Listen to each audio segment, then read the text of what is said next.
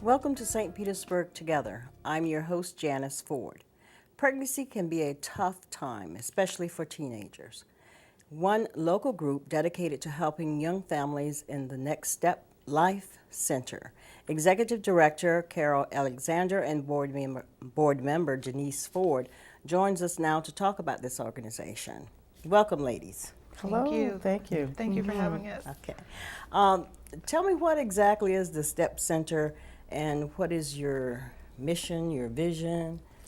Well, the Next STEPP Life Center, and STEPP is an acronym, Yes. stands for Services to Those Experiencing Pregnancy or Parenting. We're committed to providing life-affirming solutions and physical, emotional, and spiritual support to women and men, families who find themselves in an unintended pregnancy or other challenging pregnancy or parenting situations. So that's the support that we provide. And we're looking at the end of the day, if we've done all that we're supposed to do, to see in our community vibrant families and communities, whole and complete, lacking nothing. And being a faith-based organization, we also look to be sustained for what we need through our faith and what we're able to offer because of that. Now, where is your center located? We're at 1210 22nd Street South in Midtown, and we actually opened in that building in '94, although we're celebrating 20 years now of having been in existence. But we're right in the heart of Midtown. And you've been at that location for a while. Right, since '94. Yeah, because I know that I see it all the time. That used to be my quarter when I was with the Business Assistance Center. Right. So it's been there a while, and it offers a great support to single ladies, families. What about single men? Yes, Who has their certificate of this? That's right, and that's one of the things that's happening that we're really excited about this year. It's been going on throughout our time, but this year particularly, we're seeing more of the young men who come in, and they can get services just as well as the pregnant woman, Right. and so we're really seeing an upturn in the men that are coming in for the education services and the support services, as well as the material items that we need. Well, that's wonderful, because a lot of times, you didn't have a lot of agencies that deal with single fathers. That's you right, know, and that's right. they, of course, it's a big part of that. At least so half. anyway.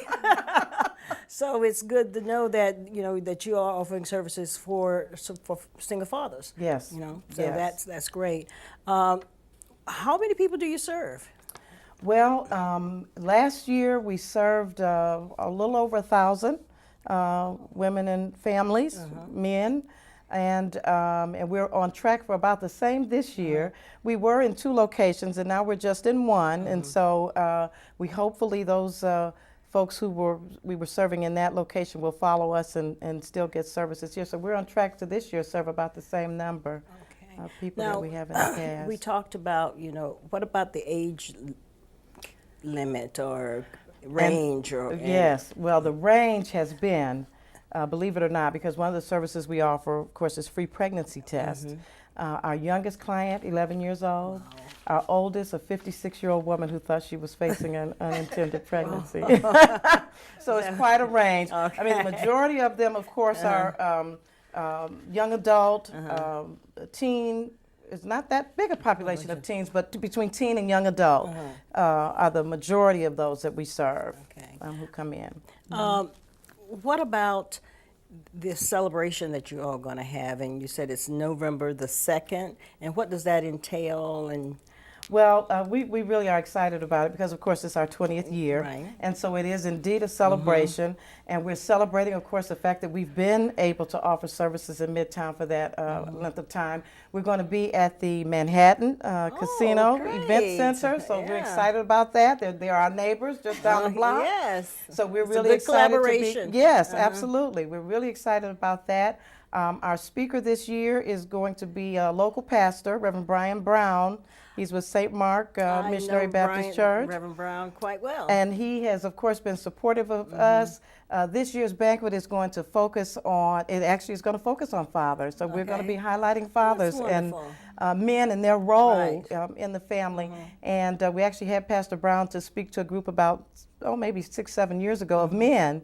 And I mean, they were so taken with what he had to say and inspired that we're looking forward to him sharing that, particularly since our focus this year is going to be toward the fathers and their role. Well, you've chosen a wonderful speaker. He's great at what he does. Yes, absolutely, absolutely. Denise, tell me a little bit. You're a board member, correct? Yes, I am. Tell me how long you've been on the board and what does your role entails as being a board member? I've been with the Next STEPP Life Center for about 3 years now, and I serve on the board as their treasurer. It's my responsibility to help the ministry become sustainable. It's also my responsibility to raise funds for the center, recruit additional board members. We're in need of board members out there. I don't know where the camera is. Board members, we need you. And provide emotional support, spiritual support for Carol, her needs, her staff. She has ministerial associates. So the ministry only has 2 paid staff members. They're able to do a phenomenal job with the limited resources that is coming into the center. And so that's my role. Well, going on for 20 years, somebody's been able to sustain for that long, and wish you much success in continuing to do that. Now, who would someone who's watching this show would like to be a board member? How would that happen? Who do they contact, and what's the contact information? Well, if they just call the center and they can speak to me, Carol Alexander, our administrative person, Annette Booz, and we would send them an application packet, and then we can go on from there. Of course, if they have any questions, we can answer them. They can certainly go to the website, our Facebook page, to find out more about what we do and who we are. But certainly calling. Do we need to give the number? Or are we going to have some little? We're going to have things posted on the screen too as well. Because we've asked that you give us that information, we can post it up as well. Oh, great. So you can say the. If they could call 727-896-9119. That's the office telephone number. Speak to Carol Alexander or Annette Booz, and we can give them that information. Now, we've talked before, and I know that you used to be called the St. Petersburg Pregnancy Center. That's correct. And you've gone through a name change, and how did that come about? Well, it came about because we realized, we opened another location that was outside of St. Petersburg, and so we realized, maybe we need to expand our brand a little bit, and we actually went to our participants, some of the younger ones, their moms or dads, family members, other community members, and we asked if we were to change names, talk to us about what you think. And several of the focus groups said, well, you know what? No matter what our situation was or what our choices were, you helped us take the next step. So whether it was, learning more about parenting or learning more about pregnancy or needing to find resources in the community, you helped us go to the next step. And so that's how the name was born. And then I'm a sort of a wordsmith kind of person. I like acronyms. So that's right. So I remember. So I'm glad you came up with an acronym for this new name. It would have been a long one. Yes, it would have been. Right. STEPP, services to those experiencing pregnancy or parenting. So we're the next step. Well, thank you for the acronym. How is your program funded? Well, we're funded primarily through contributions from churches, community organizations, individuals. We do have fundraisers that we hold, like the banquet is our major one that's coming up. And then I do some grant writing, so a few grants as well.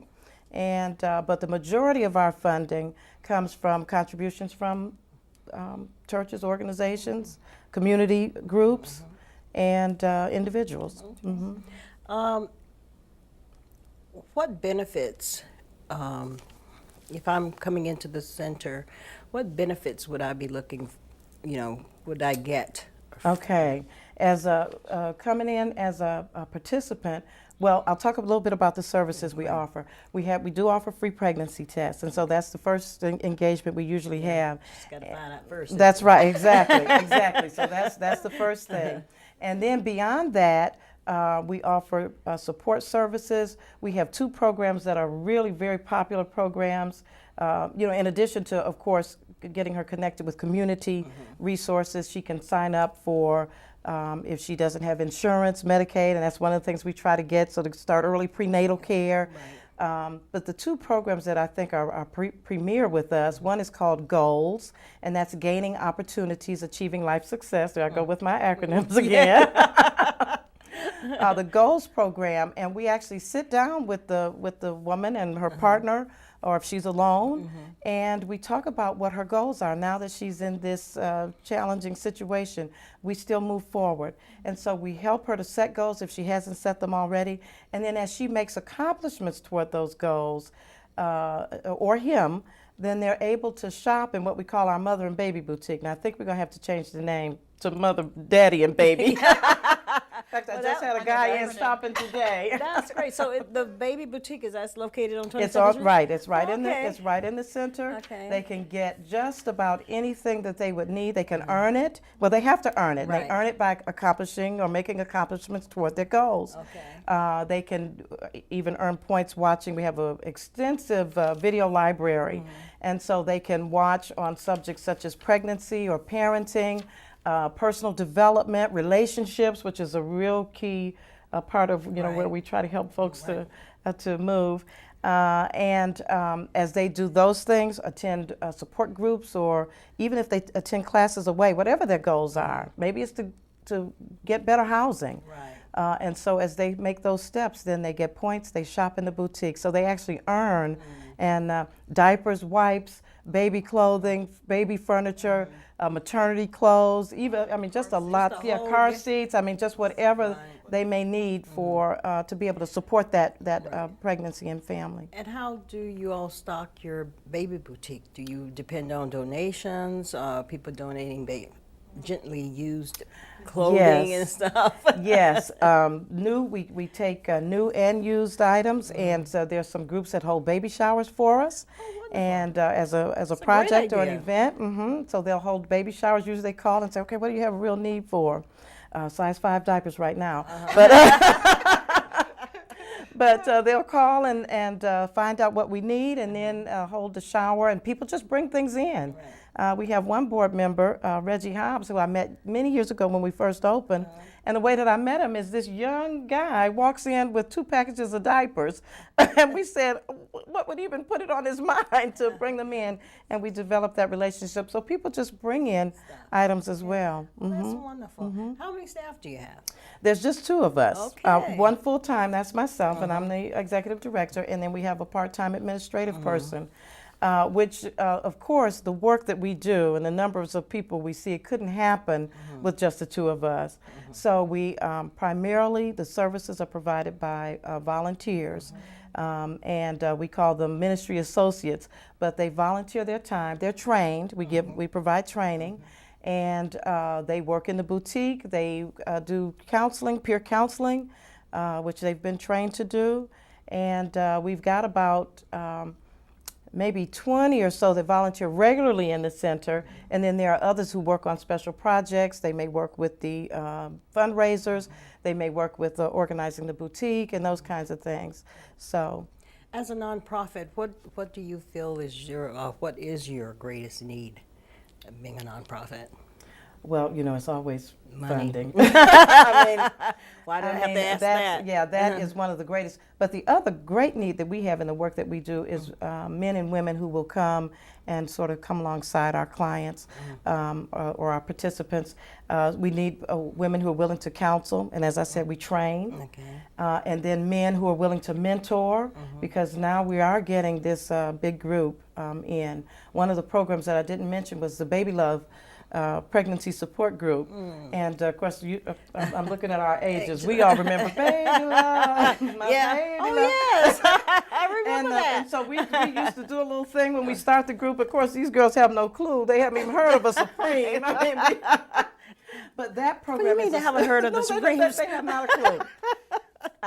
So when we sing that, we're expecting this big response because we get these looks like, what are you singing about? But it's a 6-week pregnancy support and education group, and the women and men come and are able to get education on a variety. But the main idea behind that group is to build in them the opportunity to embrace the pregnancy, embrace this new life that's coming, and then do all that they can to build into that life an understanding of its value and worth, and how to really make this person become the person that they need to be in the community. It's a wonderful thing. It's a wonderful transition, because most of the people who come, they didn't want to be pregnant. I mean, that's why they were at the center. But by the end of the class, they see it in a whole different light. They see it as an opportunity to really build into this life now, and they know that they can make a difference. And so it's a great thing. And we have this, we just graduated a group of 7 moms and 4 dads, which is wonderful when you consider that, you know, in the African American community, nearly 70%, there's not they're raised in single homes. So even though they may be single homes, the dads are engaged in the pregnancy process, which is a part of the thing that women say makes a tremendous difference if they can have the support of dad as they go through it. Well, I certainly think that that's very important. You know, you mentioned that a lot of the clients that come in don't want to be pregnant. Do you provide any type of mental health counseling for them to try and deal with this and accept and embrace what's happening with them? We don't directly provide mental health counseling. We do have people who have volunteered to do that, as well as we make referrals for community organizations or services. Mental health agencies. Absolutely. Okay. Absolutely. And I would do you do that for other services that you don't offer? But of course, there's quite a few services out in the community that one of your clients may need.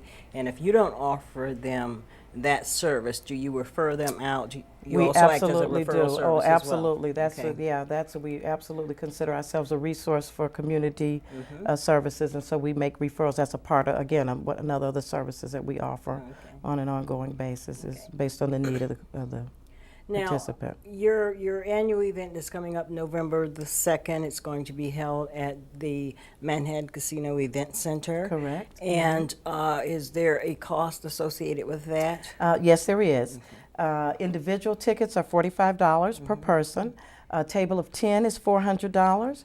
There are opportunities for sponsors or underwriters who can would be then also have guest reservations or opportunities to attend, as well as ad in the book, and a lot of other little perks that they can get by underwriting.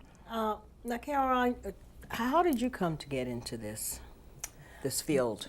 Well, that is really an interesting story. And I'll be a little transparent, but when I first got involved, it was as an advisory member. I was asked by, actually there was involved in organizing the start of it. The Suncoast Baptist Association and Southside Tabernacle Baptist Church were involved in the start of organizing. And I was on the advisory team when they first decided, okay, we need something here in the city that can help in these situations. And then they asked me if I would apply to be the director. And I had I was assistant vice president of training and development for a local financial institution, and had just been laid off because it was during that big bank buyout thing, and everybody was buying. So my department, they didn't need us anymore. So I wasn't working at the time, and I applied. But when I first applied, I thought, well, I don't have any experience in this area, but was quickly reminded that I had gone through an unplanned pregnancy myself as a young college student, my first year of college. In fact, my very first trip to St. Petersburg was to visit my mom, who'd moved a year before. But also at that time, I had intended to terminate the pregnancy. And there's a whole twist of events. I wound up not terminating, and he's 36 years. He's the joy of my life. I mean, he's just, and so that legacy.